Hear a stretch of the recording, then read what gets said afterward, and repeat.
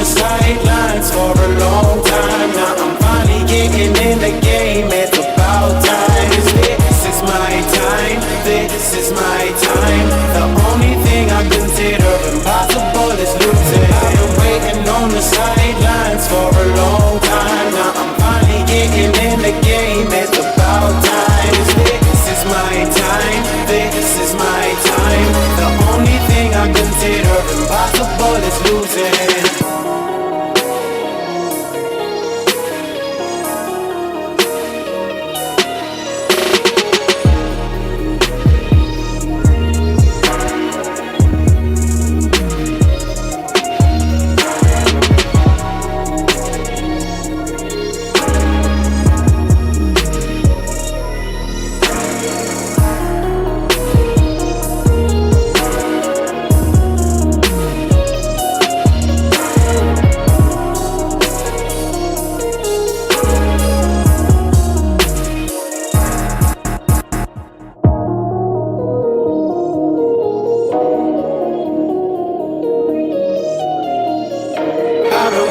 On the sidelines for a long time. Now I'm finally getting in the game. It's about time. This is my time. This is my time. The only thing I consider impossible is losing. I've been waiting on the sidelines for a long time. Now I'm finally getting in the game. It's about time. This is my time. This is my time. The only thing I consider impossible is losing.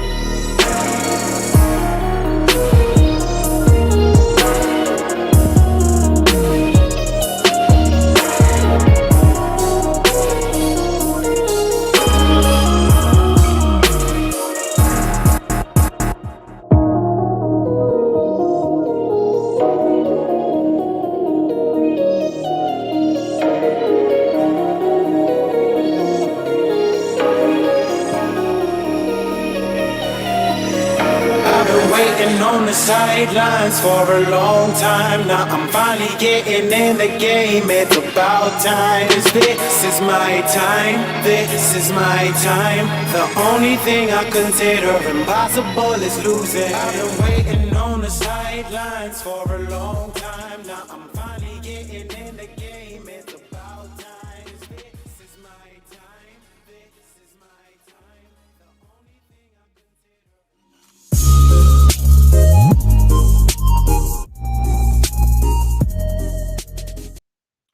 What's up, ladies and gentlemen? Welcome back to TDPHINSTALK, home of the real Miami Dolphin fans. I love y'all. Good morning, good morning, good morning. Here we are, Tuesday, after week 2 of the NFL is officially over, and we are now moving on, preparing for the Buffalo Bills. But before we do, which we'll pretty much primarily prepare for them starting Wednesday night into Thursday, as far as from a streaming standpoint. But good morning, everyone. Good morning. Good morning. I love y'all, man. Thank y'all for tuning in. It's always enjoyable enjoying the morning with you guys. I'm still recovering. I feel better, but I'm still on a little somewhat of a borderline, all right?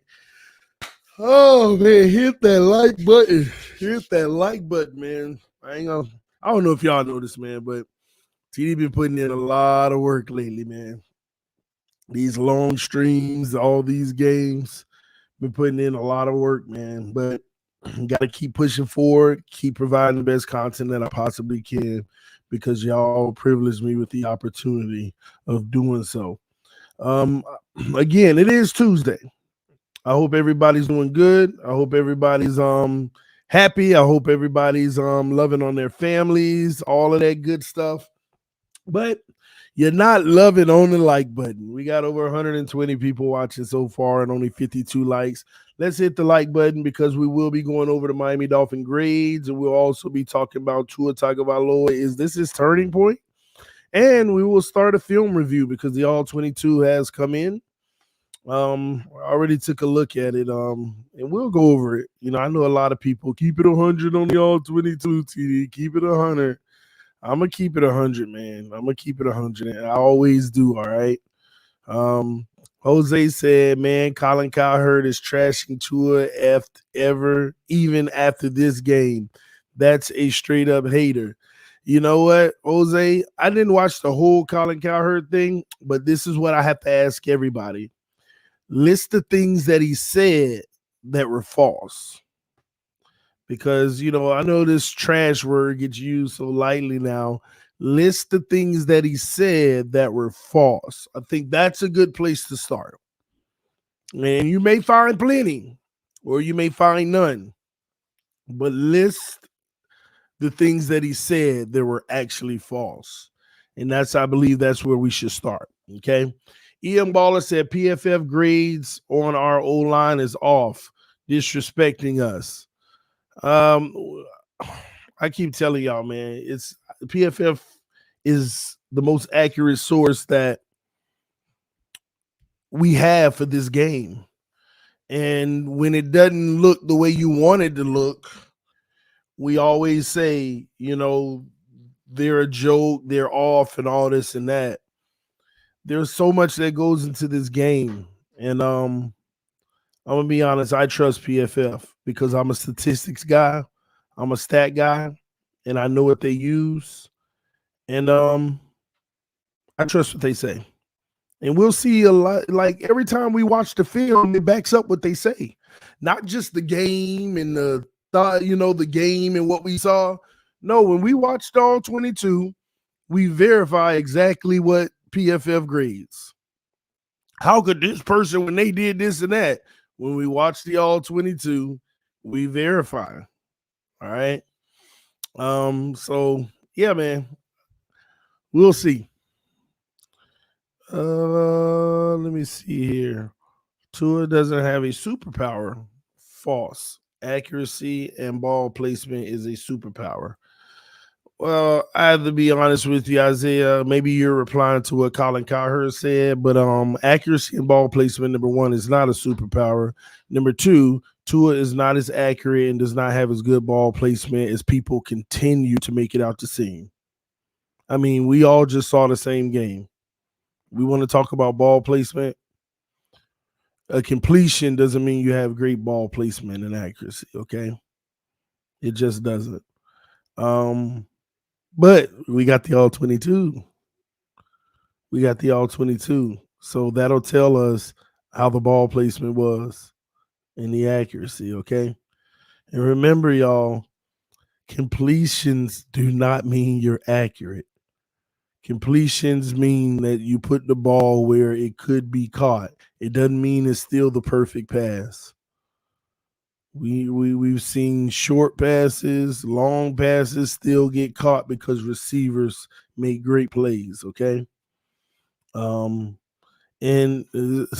I no need to elaborate. Okay, TD on the old all 22. Did they get the rest of it upload up? Um, I noticed when I checked last night, both Tua's interceptions are not on there. Didn't know if they put it out.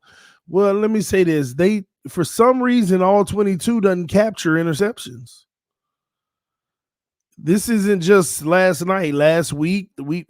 I mean, all 22 doesn't. For some reason, they never catch the They, I don't know what it is. I think it's a turn of possessions, and their system isn't getting that.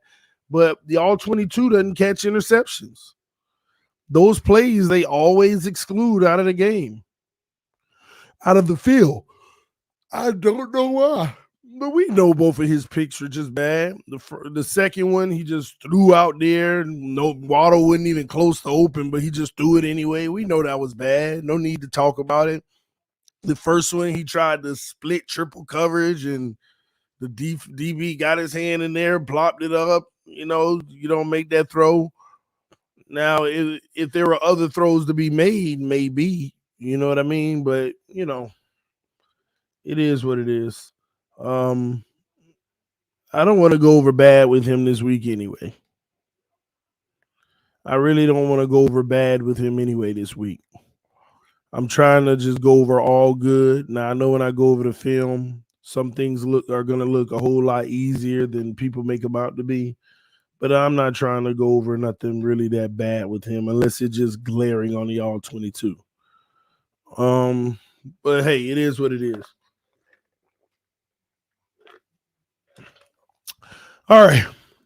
But it is time to get started. But before we get started, y'all already know we do have an official sponsor for TD Fans Talk Morning Show. I'm just so excited. And we went over this yesterday, but we're going to go over it again because there are some players whose stock rose last night. Shout out to Mojo, our official sponsor of the morning show for TD Fans Talk. Mojo, man, listen, like I told y'all yesterday, Mojo is starting to feel a little near and dear to me because, I love the stock market. And just for somebody to have the idea to make a player stock market, betting on their long-term futures and things of that nature, I just think that it's genius in my opinion. Y'all know I'm partnering with Mojo to talk through the biggest risers and the biggest fallers. Who you would invest in for the overall player, their career, okay, and their analysis. Now, Mojo has created a sports stock market that lets you invest in the careers of athletes, and it is available in New Jersey on the Apple App Store right now. Now, all y'all in New Jersey, which we got a lot of people on this that subscribe to this channel that's in New Jersey, y'all take advantage of the Mojo app. The link is in the description of the video. You all get the first opportunities to play this. Go get the app through the Apple Store. The link is in the description of the video, okay? You can go long or short instantly, and you are investing in the careers of an athlete, man. And it's just exciting. But here you go, ladies and gentlemen. Yesterday, you saw it yesterday. You saw Jalen Hurts just have such an amazing, efficient game. His stock rose almost 10% last night, 9.12%. He's up to $40.22 a share based off of what the long-term projection of his career is going to be. His stock is up. Stephon Diggs just absolutely balled last night. Stock is up to $24.60. That is a 7.42% rise. Dawson Knox as well. Almost a 7% rise, up to $7.45. Now, you had some guys who fell last night, like Minnesota's tight end, Irv Smith Jr., went down 12.61%. You also got a major fall last night. Keen Kwanu, the running back in Minnesota, literally dropped almost 37%, man. Those are huge falls. And lastly, the wide receiver in Tennessee, Kyle Phillips, had a big drop as well, dropping almost 20% last night in his value on Mojo stock market, ladies and gentlemen. So if you want to take advantage of stock in Mojo, go invest in your favorite players, the players you know. Go invest in their futures. How do you think they're going to do? Do you think they're going to rise? Do you think they're going to fall? Man, let me look at Tua. Where did Tua end up? Because he was the talk of the town. Tua yesterday went up 0.31%. So that's after a big game, man. Tua literally jumped the charts yesterday. You see those jumps that's happening for Tua? After that game this weekend, people are interested. People are buying the stock. He's going up. He went up in the 28s, $28 and some change, and now he's over 33. So his stock is definitely rising, guys. So if you're in New Jersey, take advantage of Mojo right now and go ahead and invest in your favorite player. Man, I'm going to be honest. I can't wait for this company to expand to other states, maybe Florida, who knows? And then we all can pretty much take advantage of it. Again, Mojo, ladies and gentlemen, take advantage of the opportunity now, all right? So again, shout out to our official sponsor of the morning show, Mojo, for giving us this great content this morning. Y'all hit that like button on your way in. Thank y'all for tuning in this morning. We love y'all. Let's get to work. Let's get to business. It is time. It is time to give you the best content that we possibly can. I hope, once again, everybody's feeling great this morning. I hope you're feeling great this morning. I got the all 22 pulled up, but I also want to get our PFF up. We definitely want to go over that as well. So first thing first, we want to go over player grades pretty much. All right, Miami Dolphins. Let me share my screen.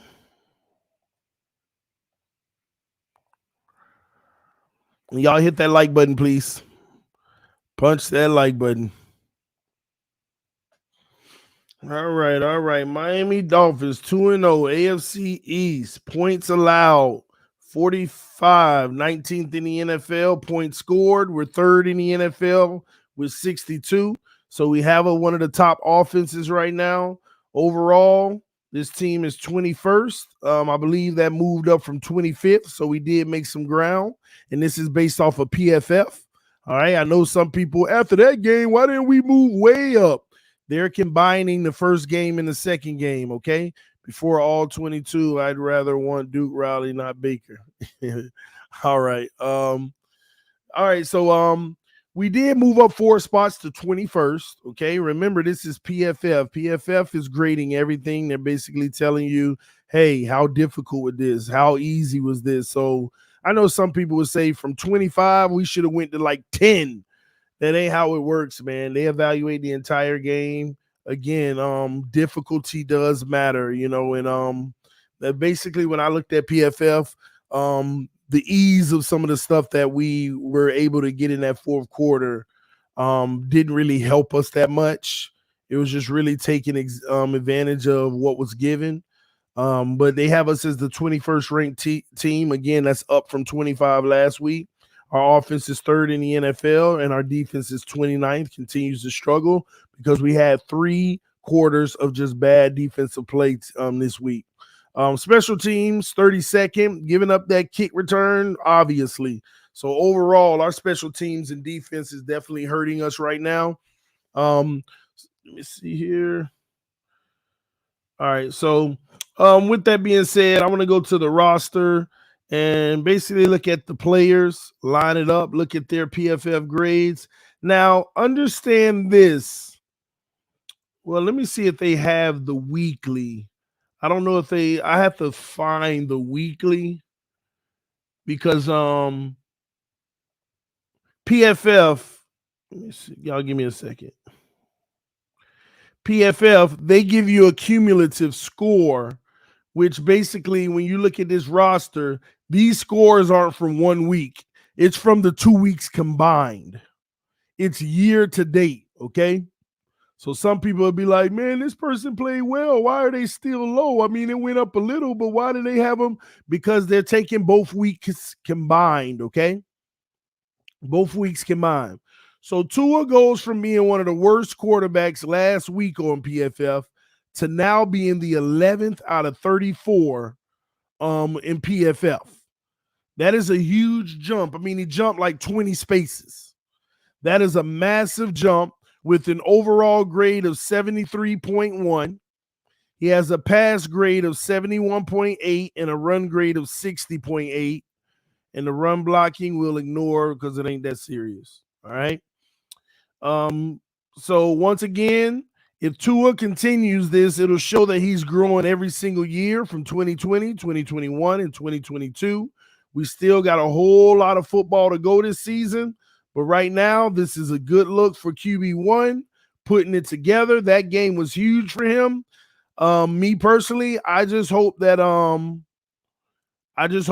this can maintain and it doesn't knock him down next week after the Buffalo game. We need to keep this going. We really going to need to keep this going. All right, he's 4th in the NFL on pass attempts. His passing yards, he's number 1 in the NFL after a 469 game early in the season. Absolutely. Passing touchdowns, he's 1st with 7. And interceptions, he's 7th with 2. That's the area we definitely want to get down because we're averaging 1 a game, which will end him up with 17. But again, we don't see the Buffalo game. You want to try to, at a minimum, get one, because if you get two, that's going to start having you on a trajectory over 20 picks on the season. All right. But these are some great stats, guys. He's one of the most passing quarterbacks right now in the league. He's taking off with yards and touchdowns. The story today, I know everybody's worked up with Colin Cowherd when he said everybody knew his numbers were going to go up. I mean, that is a fact. Not just because of his own skill, but his numbers we already knew were going to go up just because the players around him. But it's really just a matter of how much is his numbers going up because of him as well. And that's where we look at the all-22 and say, look at this play right here. That is a tight throw. He made that. He doesn't usually make that, and his numbers are going up because of himself. And we'll take a look at the all-22 and see how much you can attribute to Tua. But these are very impressive numbers, man. And this definitely works into the notion of, you get a guy some weapons, they're going to look like a great guy in the league, just like Herbert, Burrow, and all of those guys look early in their career. So, and guys, and we don't have to sugarcoat anything. At the end of the day, it's going to be about consistency with Tua. It's going to be about consistency with Tua. Nobody thought that he'd have such a great week. Nobody thought he would have such a great week against Baltimore, not like that. But, you're always going to get once every 10 weeks or something, just a nice performance. But at the end of the day, we have to, this is his perfect opportunity. I probably done said this 3 times in his career so far. This is his perfect opportunity to make a statement. And now here we come up to Buffalo, and he has the perfect opportunity to make a statement. This Buffalo game is going to make or break him. I'm just going to keep it. Now, a lot of people are sitting here, no, I mean, it ain't going to make or break them. Listen, y'all can make every excuse in the world. You can pacify all you want. But anybody who knows whenever it comes to evaluating this kid, this week is going to make or break him. The Buffalo game is going to make or break him. The Buffalo game has the power to make the Baltimore game irrelevant, or it has the power to make his career take a huge leap of aspirations and positive outlook. It's that simple. Now, a lot of people don't want to look at it that way because it makes them nervous. All those people that say, no, the Buffalo game don't mean the end of the world. Now, because a lot of y'all deep down inside probably know what's about to happen with Buffalo. But if Tua could change what y'all think is about to happen, his career is going to launch. His career is going to launch. He on his way to Mars. But if we go play Buffalo and we get embarrassed, he has 2 or 3 picks and less than 200 yards and they blow us out, it makes the whole Baltimore week irrelevant. And people, if you be real with yourself, you know it. That's why he got to make this game count. He got to make this game count.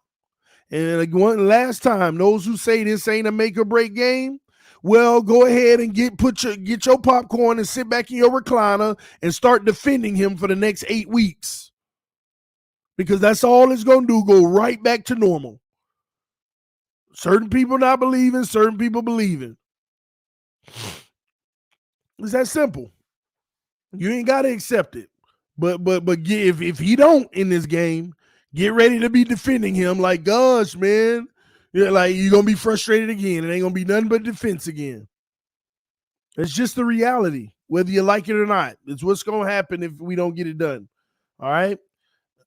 But good job by Tua, man, on Sunday. These are the type of performances you want. And again, you ain't going to get those performances every week whatsoever. Teams ain't going to play like Baltimore did, and you'll see that on the all-22. Because don't get me wrong, those first 2 quarters, Baltimore did exactly what they were supposed to do from a defensive standpoint and how you're supposed to play it. And you'll see a total difference in defense in between the first half and the second half. Not because Miami made all the adjustments in a row, but Baltimore tricked themselves by making adjustments, all right? Boss 21 said, TD, if the Buffalo game ends up 42-48 Buffalo, but Tua puts up numbers. Will the narrative switch back? No, it wouldn't. I told y'all, we can lose versus Buffalo, but do it with dignity. Do it with dignity. It ain't even got to be high score. I mean, it could be 28-24. Just do it with dignity. Don't lose by more than 20 freaking points. And don't be the reason you lose. That's all. This team is loaded in Buffalo. You ain't got to beat them. You don't have to beat them. But go show that you can compete with them. And the narrative will stay the same with Tua. He's still good. We good. That Baltimore game, he played well versus Buffalo, but we couldn't get it done. So I'm not saying that he has to beat Buffalo. Let me get that clear. But you can't go out there and get blown out. I don't care if receivers dropping the ball. We can't run the ball. I don't want to hear, because truth be told, what we were talking about in that first half versus Baltimore, receivers dropping the ball, we can't run the ball. That's what we were talking about in that first half. And we still figured out a way to get it done off the back of Tua making plays as well, right? So at the end of the day, he going to have to carry us in some games. Like Buffalo, you ain't stopping that offense. You just got to keep up with it. Can we? When they going to play solid defense the whole time? They not going to be sitting there letting you be wide open in the secondary all day? That ain't happening. So we'll see. We shall see. But no, we don't have to blow him out. We don't have to do all of those things that you're referring to. We don't. Oh, man, give me a second. Let's keep it going. Trent Sherfield, 2 weeks combined, he is 66 out of 100 once again. Let me be clear with y'all. Any wide receiver not named Jalen Waddle and Tyreek Hill, I tried to tell y'all, stop thinking that we got great receivers behind Tyreek and Waddle. I told y'all, these guys, man, yeah, they look good in camp, but that was against some of these other guys in our secondary at times. But Cedric Wilson and Trent Sherfield, 66 out of 100, 82 out of 100, both of these guys. And rightfully so, though. They're playing like third stringers, like they are, right? But again, you're not getting that massive production from them. I'm telling y'all, about 3 games this year, you'll hear one of them have a good game, and that good game is still going to be like 70-something yards. So that's why we got to stay healthy at that wide receiver position. We will not survive if any one of those guys get hurt, Tyreek or Waddle. It just won't happen. Those guys got to stay healthy. So let's go straight down to Tyreek, who's 4th out of 100 in the NFL. That's where a $30 million guy is supposed to be. See, we utilized all $30 million of him on Sunday, how it's supposed to be. Now we got to figure out a way to continue to utilize all $30 million when the coverage is tight, when it's not freebies. We got to figure out how to utilize him that way regardless, because that's what you brought him in for. Jalen Waddle, 9th out of 10, right where a second-year player should be if he a top dog in this league. That's big time. These guys are actually playing some great football. Waddle need to get better in run blocking, so does Tyreek. Our wide receivers just doesn't run block well at all, with the exception of Trent Sherfield. Everybody else is trash in run blocking. River Cray Crabs sitting in there with a solid 63.2. Not great, but I'll give it a solid, because at the end of the day, he got a receiving score and a blocking score. The receiving score, see, that's what a third stringer is supposed to be putting up, in the mid-60s. Not what Trent Sherfield and Cedric Wilson putting up. These guys, I'm going to be honest, they've been non-existent on the field. Cray Crab putting up more productivity than them in half the snaps. All right? Let's move forward to the running back room. Shout out to Raheem Mostert, still having a solid outing, 17th out of 56. So that's second quartile in the league. That puts him at like RB2 in the league, based off of the greats, the best running backs. But he is in the second quartile of all running backs with a 68.9 score. His rushing is 66.5. I want that to get in the 70s if he can. His passing is 68.9, catching the ball out of the backfield. That's where he's winning right now. And his pass blocking is excellent. Shout out to his pass blocking. And his run blocking isn't so hot. As a running back, you need in the league guy. His run blocking isn't the best, but they have minimal sample size in that area. Then you jump forward to Chase Edmonds. He took a step back this week. Last week, he was pretty up there, but grading out 60.2. Now, remember, this isn't this week. This is the 2 weeks combined. The overall grade for a player. 60.2 ain't going to get it done. I need you up there with Mostert. And he had a rough week. Chase didn't have as good as a week that he had the first week. The first week, he was ripping it up. Best back on the team. And this week, it wasn't great at all. He went backwards, so it evened out around the 60s. We're going to need more productivity out of that. But overall, the back room getting a little stronger, though. The overall grade for the running backs definitely getting stronger. Alec Ingle is the second fullback in the league out of 10. Last week, he was first, so he dropped one spot, but it's still strong at 71.1 grade. Very strong. Running game, he's doing very well. Catching the ball, not so much. Run blocking, that's what you got him for. Well, the pass blocking is excellent, but the run blocking, that's what he's here for. 71.3. That's what's carrying his score. So Alec Ingle, I believe, is doing his job and doing it very well. But catching the ball and pass blocking, not so well. But, you know, they pretty much like to have him in on running plays anyway. Okay. All right. Moving right along with the tight ends, Ethan Carter's only one snap. No need to talk about it. Tanner Connor, one snap. No need to talk about it. Mike Gesicki just changed the story. He was a 30-something last week or something like that. He was horrible. But you put last week and you add this week, he's up to 63. He headed in the right direction. He is now second. He's actually at the top of the first quartile for tight ends. So he's night and day. He done shifted the narrative in one game. He went up and got that basketball dunk catch in the back of the end zone. That was phenomenal by him. Some say the pass was high, but Gesicki, it wasn't too high if he can go get it like that. So that's good pass to me. But he's still got to be higher. Gesicki's supposed to be playing in the 80s. If you took this week alone, I'm sure he was in the 80s from this week. But when you take last week and this week, 63 is exactly where he pretty much should be. Now, some of the alarming things that still ain't going to change for Mike Gesicki is, you already know, the receiving altogether is at 64.8. He improved, but the pass blocking, just horrible. Mike Gesicki can't block to save his life. But 68.2 in the run blocking, he improved. That means he had a massive run blocking grade this week for his run blocking to jump so much. That's a shocker there. Let's see if he keeps that going. Because Buffalo ain't going to play. Let's see what he can do. That's interesting to me. But Durham Smythe continues to lead the tight end room with 73 snaps. Grade went down a little at 60.8.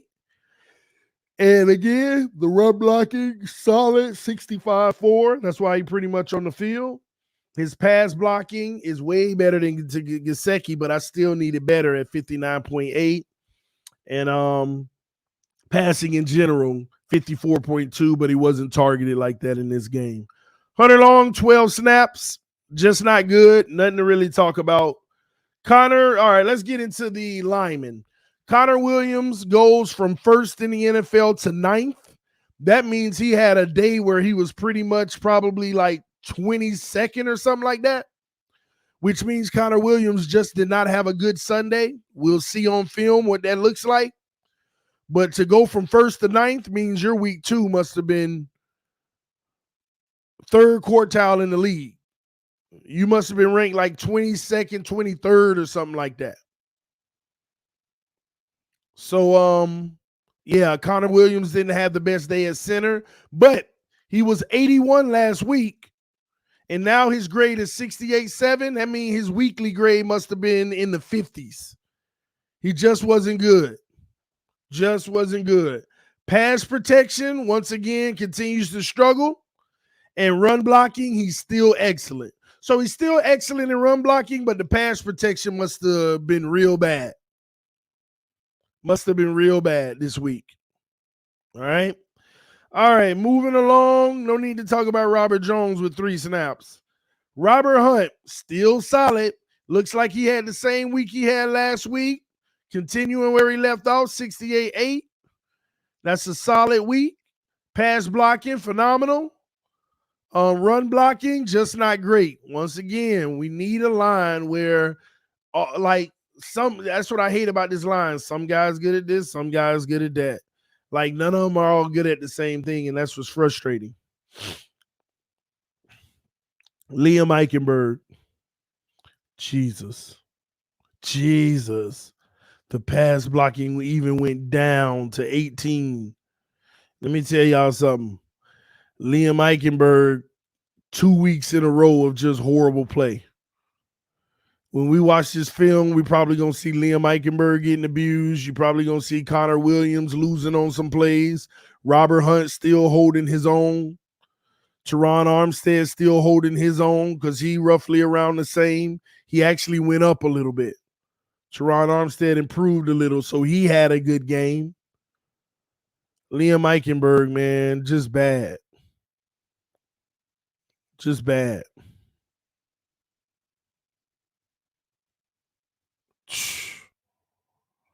Oh, my gosh.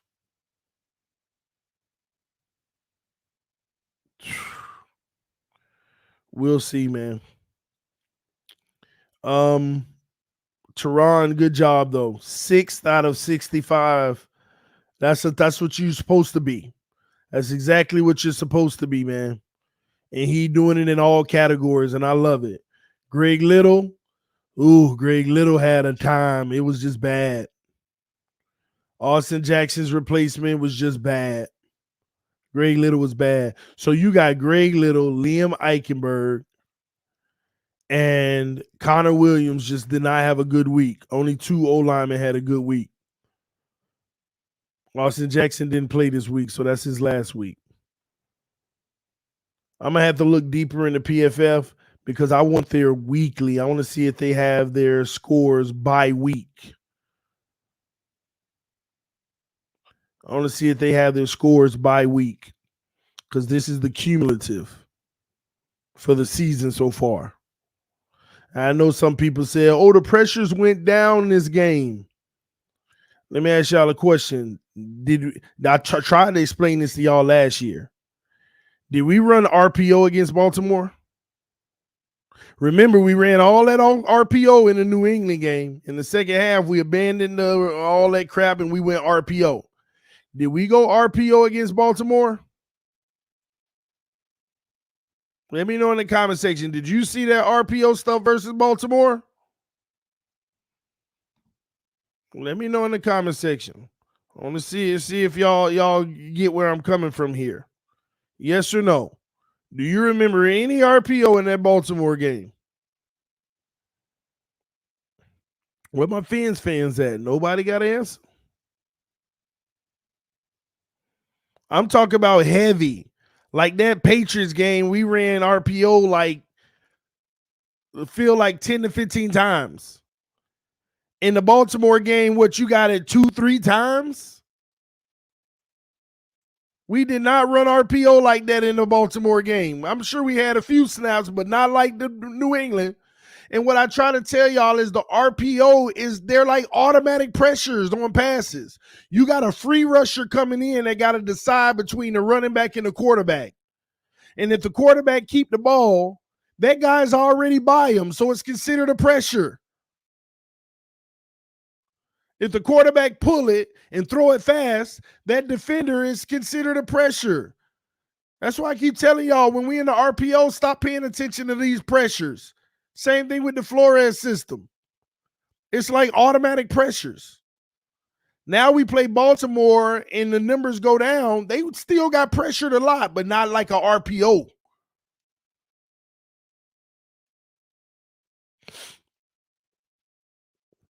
But this O-line going to have to do better, man. We're going to need some level of consistency because we only got two good pass blockers. That's Teron Armstead and Robert Hunt because Austin Jackson hurt. And we only got two good run blockers. That's Teron Armstead and Connor Williams. You can't have that. Pass blocking, you only got two guys holding the line down. Run blocking, you only got two guys. And one guy is in both categories.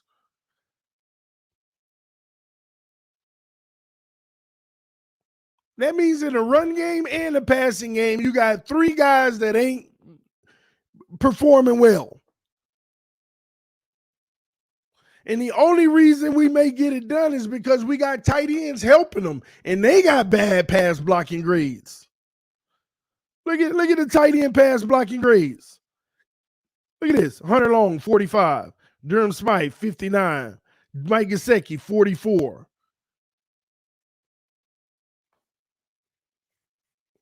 When you go up against the best of the best, that ain't going to work. They got to get, man, it ain't about them getting their act together because they are who they are. So let me move on. All right. Kader Kohu, who didn't get many snaps in this game. 87.3, picked up where he left off. Still the number one corner in the NFL right now. He deserves more snaps.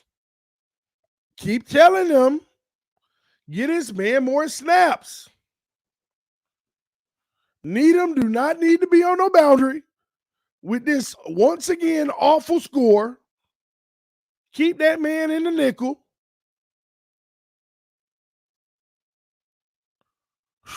Keon Croson, even worse. And we about to go up against Baltimore with this.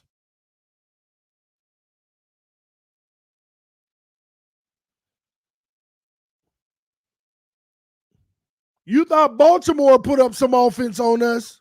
We finna play the Bills.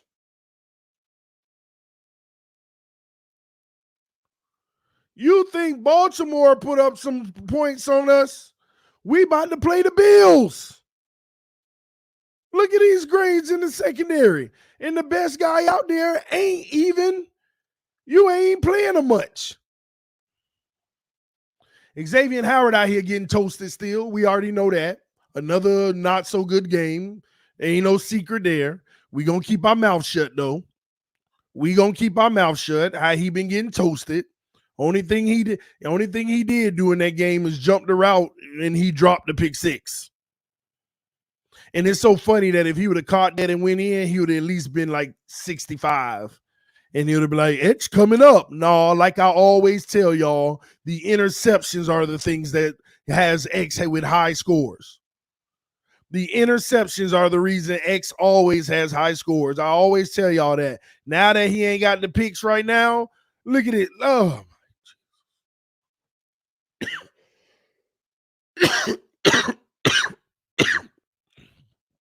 oh my Jesus.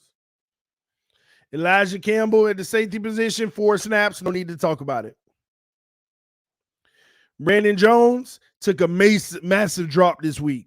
And I saw it on the field, y'all. Them crossers, they were abusing Brandon Jones on the crossers this week. I saw it. When we watch this all 22, y'all going to see everything I'm talking about. Eric Rose, same thing. He was out there getting abused. Not many snaps, though. Javon Holland also didn't have his best of days. He wasn't looking good either. His score dropped. His score since last week dropped. This secondary actually got worked on, y'all. Real talk. This secondary guy. And let me tell you something. You want to know another mistake Baltimore made? In that fourth quarter, they kept trying to run. Run. 3rd and 3, run. We stop them. 4th and 1, run. Yay, we stop. They were running. That's where they messed up. They should have kept it balanced. And then when they finally threw the ball, It was a wide open receiver. And it was dropped. Well, it was overthrown, if you ask me. But according to y'all, he got his hands on it, so he should have caught it. But yeah, and I'm telling you, that play right there should have been the game. And they dropped it or overthrew it, however you want to count it. We were lucky that they decided to run the ball late in the game and we end up the middle on top of it, which we stopped them. If they would have just maintained their balance, running and passing, they would have won this game. If they would have just maintained their balance, playing defense with help over the top, they would have won this game. But Baltimore switched up offense and defense. For what reason, I have no clue. And you got a rookie in the game, one-on-one with Tyreek, with no safety help. A rookie. Over and over and over. They said like 12 plays in the fourth quarter, a rookie with no help was on Tyreek. You can't make this stuff up. It's inexcusable.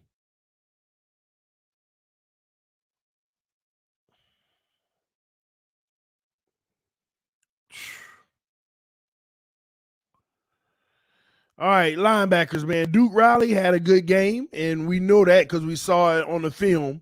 He was showing up, making some plays. Sammy Guavin didn't play much, but whatever. Jerome Baker, I'll be glad when we out of that contract, ladies and gentlemen. I'll be glad when we out of that contract. Ain't even no need to talk about it. You see the grades. It is what it is. I will be glad when we out of that contract. Jerome Baker just every week show up like this. I don't remember calling his name all game anyway. Jerome Baker, oh my God. But that's the one thing that Flores did do wrong for sure. What that was about. Landon Roberts, even worse today, which is crazy. Duke Riley was showing up, but Landon Roberts got ghost. See, this linebacking core is just so bad. O-line, linebacking core, and our secondary getting – and boy, it is the grace of God that we 2-0. It's like the grace of God that we 2-0, because I'm going to tell y'all now, boy, we shouldn't be 2-0. Oh, my God. We shouldn't be 2-0. Come on. It's just bad. And let me tell y'all another thing. Baltimore play New England next week. Baltimore plays New England next week. If that game is close or New England win, then that's really going to deplete this our victory, especially if we lose and get blown out.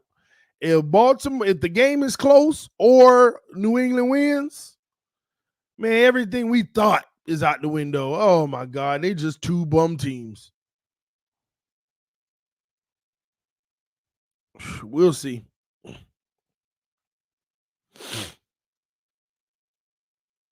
Let's see here. All right, Zach Zeiler, still strong. The only thing strong pretty much on that defense. Y'all see Zeiler? I've been telling y'all. This is why I've been telling y'all it's okay if you want to move on from Christian Wilkins. It's okay. Zeiler the only thing that ain't getting moved out there. 79.4 grade, pretty much 80, with a 90.5 in run defense, the best run stopper on this team, like the only run stopper. Pass rush, not good, but remember, he's not in the game as much on pass on the pass rush as much. I mean, they need to keep this guy in the game and get his man all the later downs as well. Let him get an opportunity to flex out in that area. How do you have his highest grade run stopping, right? But you got him in the game 36 snaps on run plays. One of the least on the D.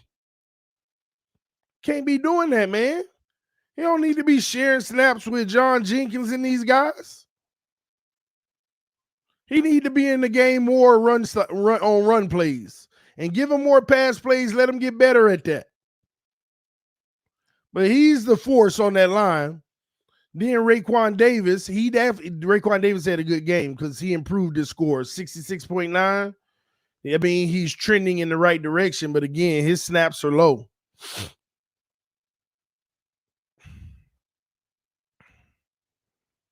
Definitely. And then, so good job, Raekwon. It got to be better, though. You got to get in them 70s, man, if we're going to have a really good defense. And our pass rush is non-existent. I keep telling y'all that. Did Lamar Jackson get touched once? Oh, my God. And then you about to play one of the best O-lines in the league by far with a guy who rarely goes down, who want the smoke in contact, and Josh Allen. I'm going to be honest with y'all. This Sunday is just a matchup nightmare. I mean, when you really think about it, it's just a matchup advantage.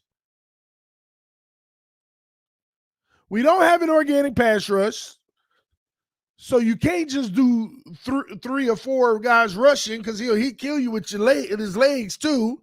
Then you send a blitz. He got the receivers and our depleted secondary, and all of them playing like bums back there, including X. It's just a mismatch.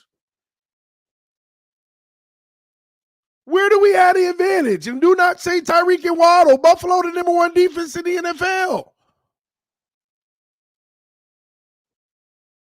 They man-to-man, gritty, in your face, taking away all the short stuff, including screens. Then when you go deep, they got the deep over-the-top help, and their corners and stuff at least in the vicinity chasing you. You got to have a game of perfect passes all day. TD taking the air out of everybody. If you're a realist, it should have been out. You know what this week about to be. And if we could go and do something special in this game, I'm going to maintain this. If we could go figure out a way to beat Buffalo, we are going undefeated.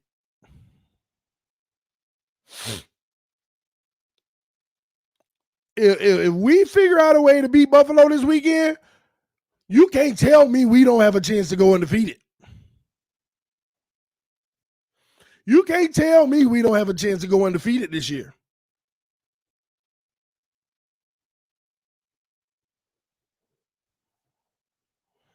You already don't believe in the team, TD. Y'all got to stop this mess. For 1 second, act like you ain't a Dolphin fan and evaluate this game and tell me what you come up with. That's all you got to do.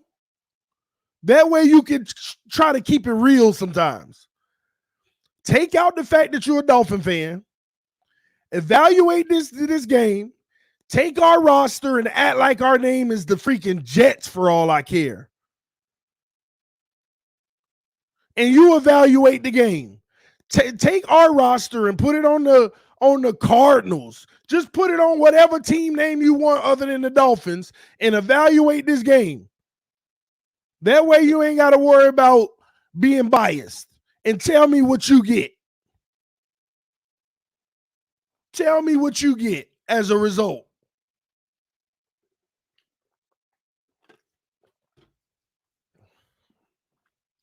I believe in my team no matter what. I'm with you, Black Dolphin. We going to win. Okay, now do the exercise I just told you to do. Take this roster and put it on another team so you ain't got to worry about being in your feelings about your team, and put it up against Buffalo and be an objective analyst. What will you get? What do you get?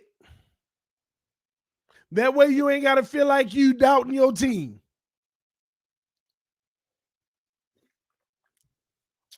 T-Rich said Buffalo is for real. See, watch this. T-Rich going to keep it 100 because he going to love on Tua no matter what anyway in our team, right? T-Rich, take Miami Dolphins out of the equation. Put this roster on any other team going up against Buffalo. What do you get from an analyst standpoint?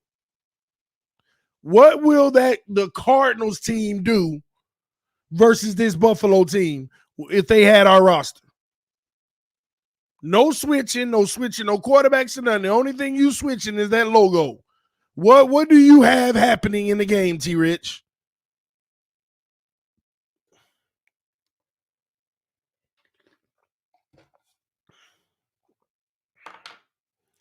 I know I can take his answer because he ain't got nothing invested in the Dolphins, just Tua.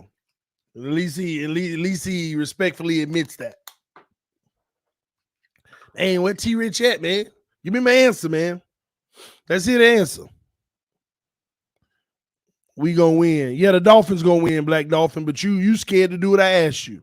Buffalo would manhandle the Cardinals, LOL. That's my point. T Rich is considering this roster as the Cardinals team versus Buffalo, and this man just said Buffalo will manhandle them. Look at our secondary grading out like trash. Linebackers grading out like trash. O-line got two guys that can pass block and two guys that can run block. Buffalo, number one defense in the NFL. About to cause havoc on our O-line. About to literally, and all the people can hold on to is Tyreek and Hill and Tua. Like they gonna have to do it for us. TD is a Debbie Downer. If it means telling you the truth, you better know it. You better know it. Y'all just need to live in reality. You need to take this game and say, where do we need to get better at?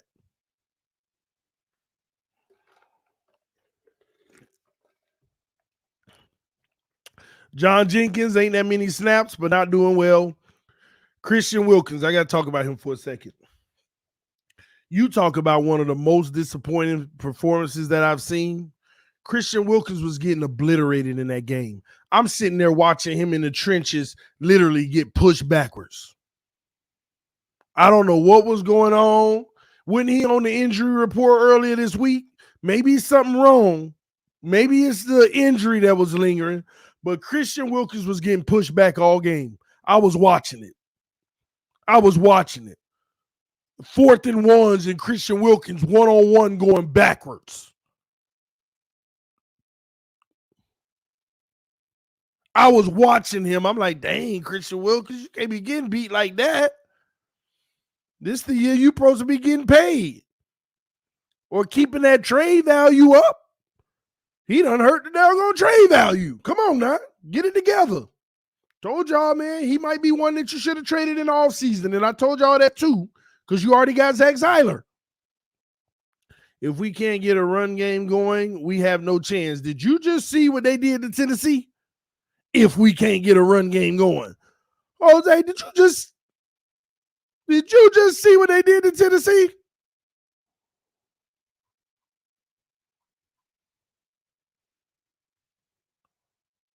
$12 carries for 25 yards. And he had like 2 8-yard carries. Let that sink in. 12 carries for 25 yards. And I remember he had 2 carries for like 8 yards and 1 carry for 5. That's 21 right there. The other 9 carries for about 4 yards. Half of them were for a loss. We not Titans. That's right. We got a much worse run game than the Titans. Much worse.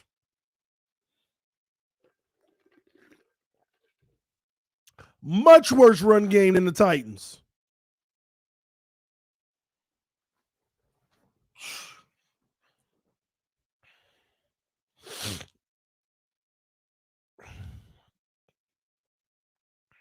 You're making me sad, TD, but it's all for the best.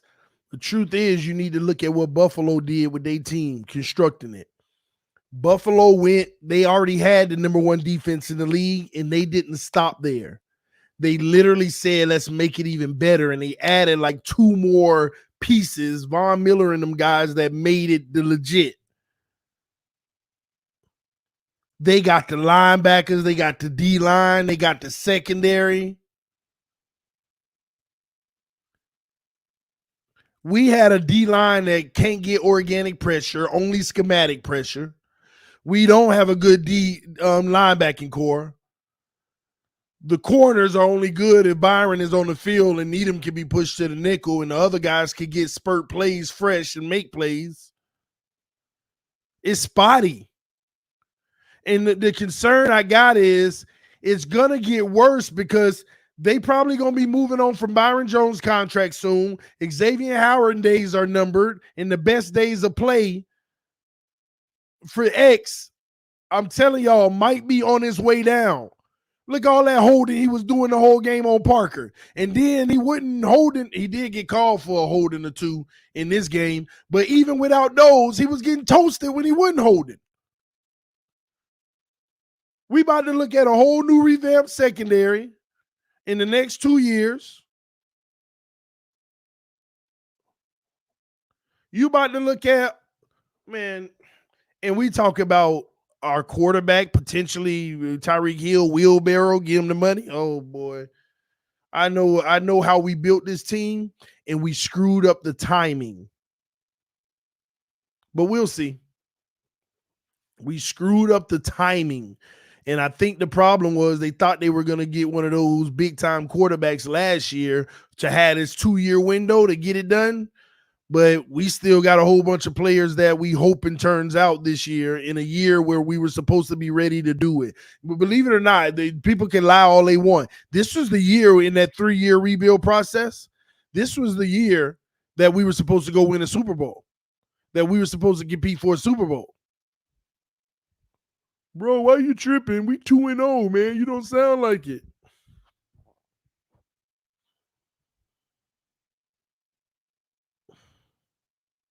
This was the year we were supposed to win a Super Bowl. Xavier Howard better tighten up, but y'all gonna see. X probably gonna still keep getting burnt all year, but then he gonna start getting a few picks, and it's all gonna make up for it. That's what's gonna happen. The way TD talking, the Dolphins should just forfeit. No, they just need to do things better. They need to go after the right players. They need to make the right moves. People hate the truth. Yeah, I know. It's okay, though. They listening to it. They listening to it. Let's keep going, man. Christian Wilkins was disappointed. Emmanuel Ogbah has been non-existent in 2 games, in my opinion. I know he got 1, but God dog, I don't even see him on the field. Trey Flowers, he don't get no snaps, so it's not even a big deal.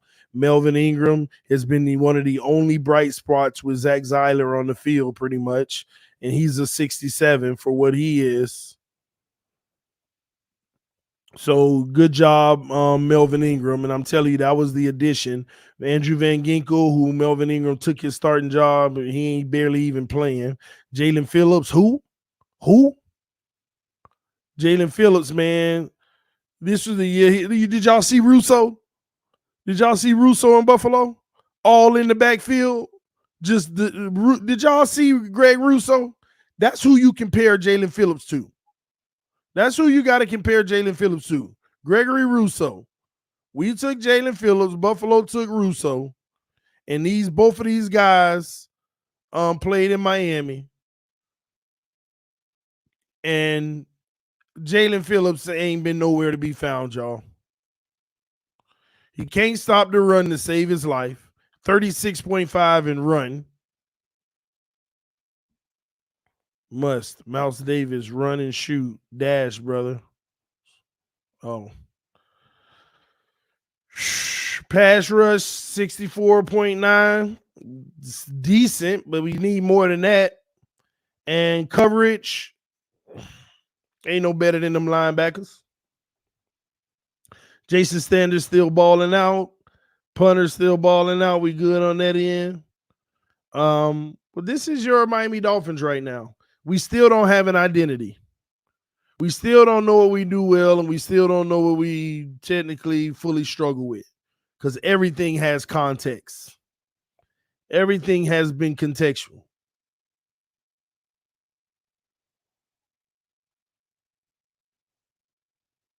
This is just so scattered, this team.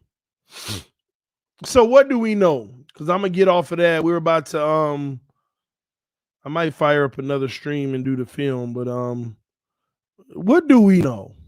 What do we know? We know that Tyreek and Waddle means everything to this team. Feels like that's all we have right now. We know that any wide receiver after them is just not productive. We know that our tight ends are wishy-washy. Mike Gesicki finally has a big day, but that's whenever we got out of the whole West Coast offense. Because recognize that we abandoned that West Coast offense. we abandoned it. And now in Gesicki eating, but expect for us to go right back into it next week because that's supposedly the offense. Running backs, hit or miss. Last week, Chase. This week, Moser. But they both grade out bad overall. Or not great. I ain't going to say bad. O-line, you only got 2 guys that can run block and 2 guys that can pass block, and 1 guy is in both categories. So with the exception of Teron Armstead, you only got 1 guy on the line that can run block and 1 guy that can pass block out of 4. That means at any given time, you got 3 guys on the field that ain't doing well in one or the other. Quarterback play, Tua done had 6 quarters of struggle, in my opinion. 7 quarters of struggle, in my opinion. No, 6 quarters, excuse me. 6 quarters of struggle, in my opinion. Not terrible, but not good. And 2 quarters of just Supermandom. And that's inconsistent in itself. Defensive line ain't got no organic pass rush. Always have to do it by scheme, and we still not getting to the quarterback even by scheme.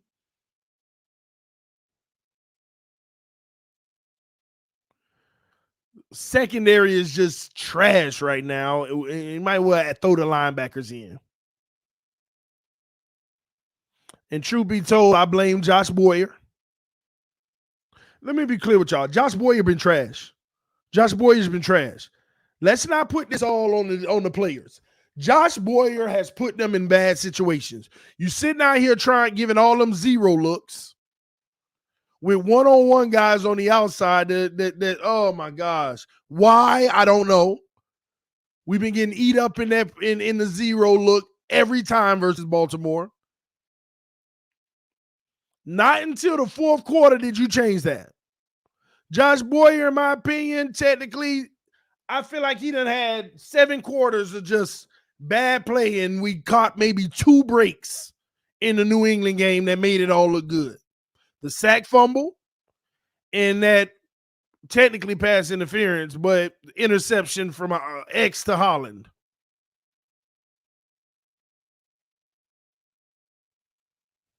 Josh Boyer is not doing well. He had us getting embarrassed in the Baltimore game. And luckily, they kept trying to run the ball at the end because that's why we were stopping them. And then they have a passing play with a wide open tight end for about 20 yards across the middle, and the ball was slightly overthrown, and the receiver got his hands on it and dropped it. But wide open. Here we are 2-0, and you could argue these units look worse than we thought. But we're 2-0. And you got to give Mike McDaniel credit for that because we still have found a way to win the games. And another positive part about all of this, outside of Buffalo and Cincinnati, I don't think it could get worse. Because it can get worse in this Buffalo game. Trust me, it can. You can have a game where you got 2 or 3 picks, but you don't get 6 touchdowns. You get 1 or 2. That's very possible. For the offense in general, so it could get worse. But after these next 2 games, it can't get much worse. So we got to head up from there. You got to go up from there. All right, man. This is what I'm going to do. We're going to do a film study today. I'm actually in the morning show, and I'm going to check on a film study. Y'all give me 1 second. I need to go check my schedule and see if I have time. Y'all give me 1 moment.